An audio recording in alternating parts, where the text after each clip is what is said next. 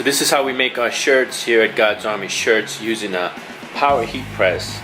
And we're going to be getting it to the temperature of 380 for 6 seconds. The reason why I'm doing 380 is because if you don't allow the heat transfers to have the appropriate pressure and heat, what you'll get is the fraying part right up here, because it sticks.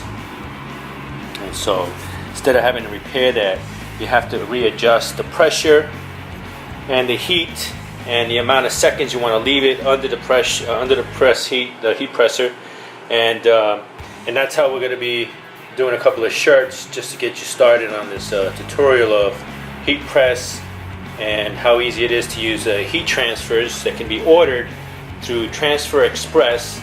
If you order it in bulk, it comes out to be a lot cheaper.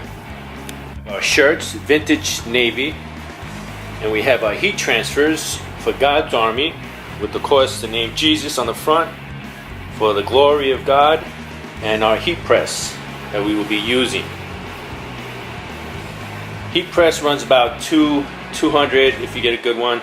It could be a little bit more expensive. The heat presses, if you order them in bulk, I ordered 1,000 for the first batch. That came out to about 1,000. Or plus, it all varies, different types of companies and everything. And our shirts that we ordered in bulk as well.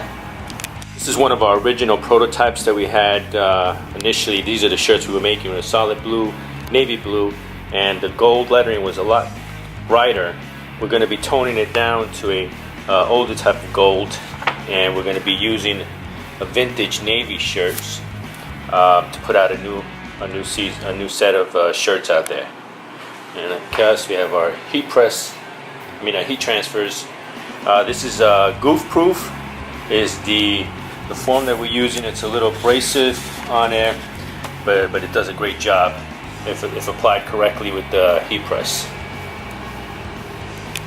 So what we're going to do is we're going to measure the distance where we're going to put the fonts according to the collar here, and we're looking at about, once we place one of our shirts inside the heat press, we're going to want to bring it down just to kind of get the wrinkles out before we apply the heat transfers.